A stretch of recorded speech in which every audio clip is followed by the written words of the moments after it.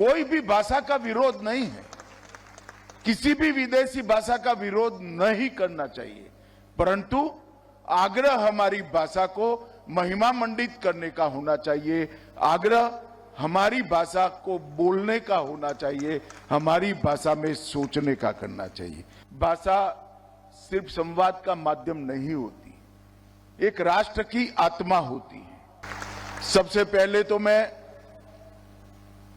राजभाषा हिंदी और भारतीय भाषाओं के जितने भी प्रेमी हैं, वो सभी को देश भर में जहां कब पर भी बैठे हैं, वो सभी को बहुत बहुत बधाई देना चाहता हूं, क्योंकि आज दिन है राजभाषा विभाग की स्वर्ण जयंती समारोह।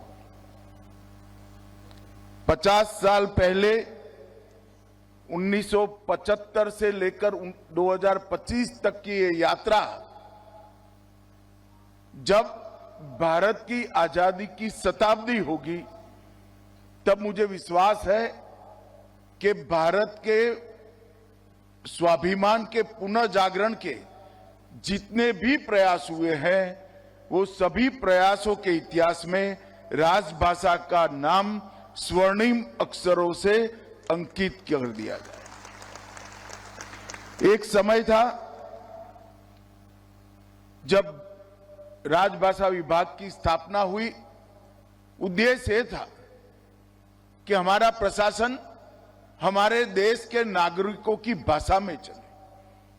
देश का एक आम किसान, एक मजदूर, एक छोटा सा बच्चा और बड़े से बड़ा व्यक्ति समझ पाए, ऐसी भाषाओं में हमारा प्रशासन चलना चाहिए।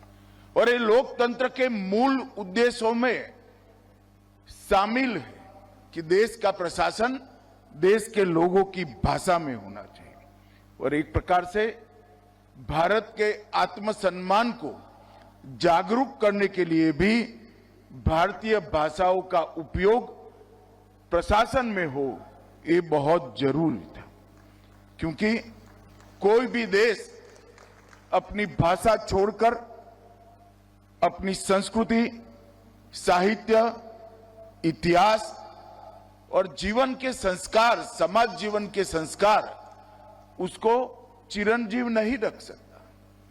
कोई भी देश ने अपनी चिति पर चलना है, अपने संस्कृति के आधार पर आगे बढ़ना है, आत्मसम्मान के साथ बढ़ना है, तो वो देश का प्रशासन अपनी भाषाओं में हो, वो बहुत जरूरी है।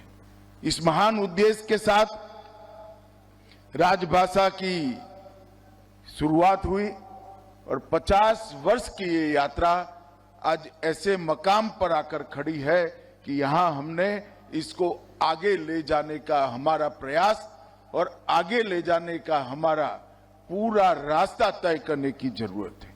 संघर्ष, साधना और संकल्प, ये तीनों के आधार पर ये 50 साल की यात्रा को हमने आज समाप्त किया है।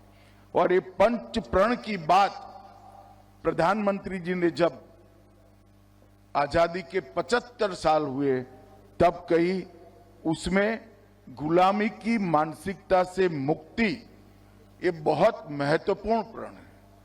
और जब तक व्यक्ति अपनी भाषा का गौरव नहीं करता, अपनी अभिव्यक्ति अपनी भाषा में नहीं करता, अपनी सोच, विश्लेषण और निर्णय करने की क्षमता को अपनी भाषा में नहीं गढ़ता, हम गुलामी की भाषा से, गुलामी की मानसिकता से मुक्त नहीं हो सकते। कोई भी भाषा का विरोध नहीं है, किसी भी विदेशी भाषा का विरोध नहीं करना चाहिए, परंतु आग्रह हमारी भाषा को महिमा मंडित करने का होना चाहिए। आग्रह हमारी भाषा को बोलने का होना चाहिए, हमारी भाषा में सोचने का करना चाहिए।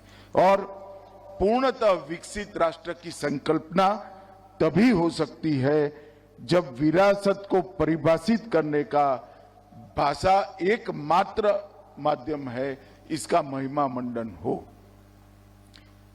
जहां तक देश का सवाल है, भाषा सिर्फ संवाद का माध्यम नहीं होती, एक राष्ट्र की आत्मा होती है। हमारी जड़ें, हमारी परंपराएं, हमारा इतिहास, हमारी पहचान और हमारी जीवन संस्कृति, ये सभी भाषा से कटकर आगे नहीं बढ़ा सकते। और भाषाओं को जीवंत रखना भी इतना जरूरी है और भाषाओं को समृद्ध करना भी इतना जरूरी है। ये सभी प्रयास हमने आने वाले दिनों में सभी भारतीय भाषाओं पर के लिए और विशेषकर राजभाषा के लिए करने चाहिए।